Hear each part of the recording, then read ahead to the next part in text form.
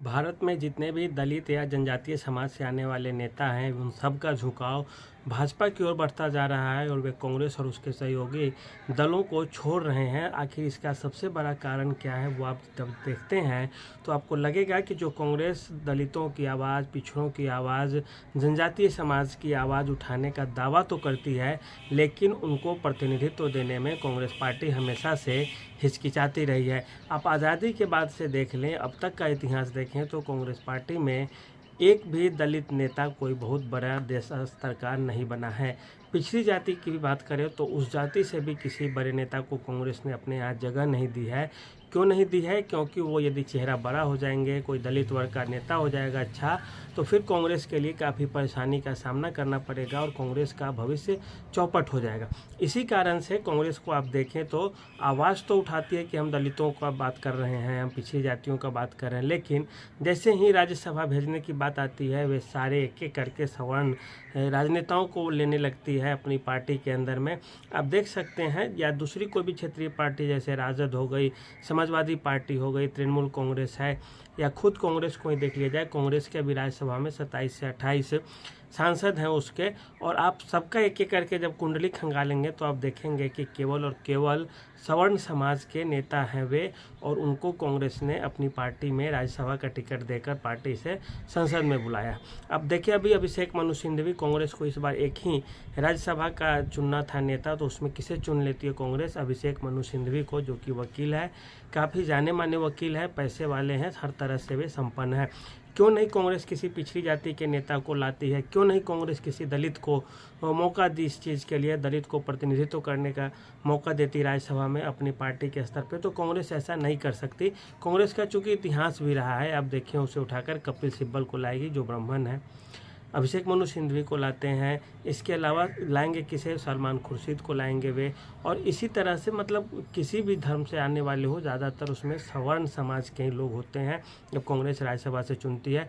मुख्यमंत्री बनाने की बात भी आती है जब कांग्रेस को, आप बिहार देखें, उत्तर प्रदेश देखें, या कहीं भी देखें, हमेशा से सवर्ण मतदाताओं के बीच से ही जो पुराने खानदानी रईस टाइप के लोग हैं उनको कांग्रेस लेके आती है और बोलती है कि वो पिछड़ी जातियों का, दलितों का नेतृत्व करती है, प्रतिनिधित्व करती है, जातीय जनगणना की बात झूठ मूठ का करती है। और इस स्तर पे आप देखें तो अन्य पार्टियां भी इसमें कोई कम नहीं है। राजद भी किसे भेजती है? मनोज झा को भेजती है। समाजवादी पार्टी किसे भेजेगी? तो कपिल सिब्बल को भेजेगी।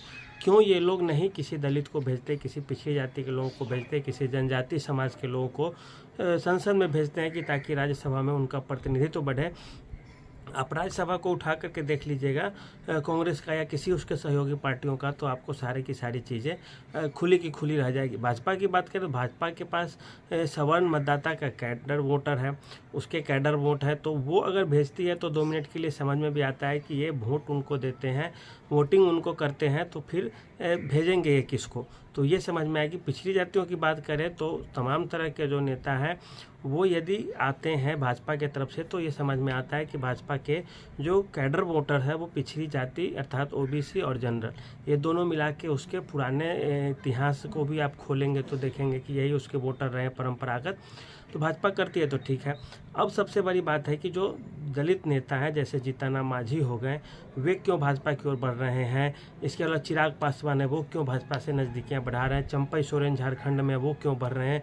छत्तीसगढ़ में उठा के आप देखिए, राजस्थान में, मध्य प्रदेश में भी अभी एक दलित नेता को टिकट दिया गया है राज्यसभा लाने के लिए, मध्य प्रदेश से भाजपा ने दिया है। तो ये सब चीज़ आप देखेंगे तो आपको समझ में आएगा कि दलित इसलिए आ रहे हैं भाजपा की तरफ मुड़कर क्योंकि उन्हें लग रहा है कि जो दूसरी पार्टियां हैं वो पारिवारिक पार्टियां हैं, वंशवाद की पार्टियां हैं। यदि द्रौपदी मुर्मू राष्ट्रपति बनी है तो वो इस कारण बनी है कि जनजातीय समाज से आती है और भाजपा में है। भाजपा चाहती है कि हमसे जनजातीय समाज के लोग जुड़े, हमसे दलित तबके के लोग जुड़े, और भाजपा में सबसे बड़ी बात है कि जब जुड़ते हैं ऐसे लोग तो भाजपा उन्हें मुख्यमंत्री भी बना देती है, प्रधानमंत्री बना सकती है, राष्ट्रपति भी बना देती है। और अन्य पार्टियों में अब राजद है, राजद में कितना भी दलित चेहरा, कोई कितना भी बड़ा दलित नेता हो, कितना भी बड़ा पिछड़ी जाति का नेता हो, वो मुख्यमंत्री नहीं बन सकता राजद से। क्यों? क्योंकि मुख्यमंत्री बनेंगे लालू के बेटा तेजस्वी यादव ही, तेजस्वी के बाद तेजस्वी के बच्चा होंगे वो बनेंगे। तो इस तरह से उनका अपना भविष्य नहीं है। लेकिन वे भाजपा में इस तरफ से आते हैं, इस विचार और रुझान से आते हैं कि भाजपा उन्हें टिकट देगी और उन्हें मुख्यमंत्री भी बना सकते हैं, और बना भी देती है। हर राज्य में आप देखिए, छत्तीसगढ़ में देखिए, मध्य प्रदेश में देखिए, राजस्थान में देखिए, वो किसी जाति को देखते हैं कि कैडर है, ये हमारा पुराना नेता रहा है, परंपरागत है, तो किसी अस्थाई को, शिवराज सिंह चौहान तक को पीछे हटा करके एक नया चेहरा मोहन यादव को ले आया जाता है। जबकि शिवराज सिंह चौहान भी पिछड़ी जाति से हैं, मोहन यादव भी पिछड़ी जाति से थे, इन दोनों ओबीसी से आते हैं। फिर भी शिवराज सिंह चौहान को कहा गया कि अब आप साइड होइए, आपका हो गया, अब केंद्र में आ जाइए और राज्य में मोहन यादव को दीजिए जगह। मोहन यादव आ जाते हैं। लेकिन दूसरी पार्टियों में ऐसा नहीं है। राजद में ये नहीं हो सकता कि पप्पू यादव आए और लालू यादव पीछे हट जाएंगे, पप्पू यादव से हमारे लालू यादव और तेजस्वी यादव अब साइड हो जाएंगे। अखिलेश यादव के साथ भी वही दिक्कत है। अखिलेश यादव के साथ ये नहीं हुआ कि अखिलेश यादव केंद्र में आ जाएंगे और उनके जगह मुख्यमंत्री कोई दूसरा यादव का लड़का या किसी बनिया का लड़का दूसरा आके बनेगा वहाँ पे मुख्यमंत्री उत्तर प्रदेश में। यही कारण है, जीतन मांझी यदि राजद गठबंधन के साथ होते, कांग्रेस गठबंधन के साथ होते, तो उन्हें कोई पद नहीं मिलता। भाजपा गठबंधन के साथ है तो उन्हें एक केंद्र में मंत्री का पद मिल गया है। और इसी कारण से भाजपा के तरफ कई सारे जनजातीय नेता, कई सारे जो दलित वर्ग से आने वाले हैं, अनुसूचित जाति से आने वाले लोग हैं, ये लोग काफ़ी मात्रा में आकृष्ट हो रहे हैं। भले ही कितना भी कांग्रेस राग अलाप ले, उसकी साथी की पार्टियां कितना भी राग अलापे कि हम दलितों का देखने वाला है हित, दलितों के हित ऐसी है, जनजातियों के हित ऐसी है, तो उनका उस पर प्रभाव नहीं पड़ रहा है।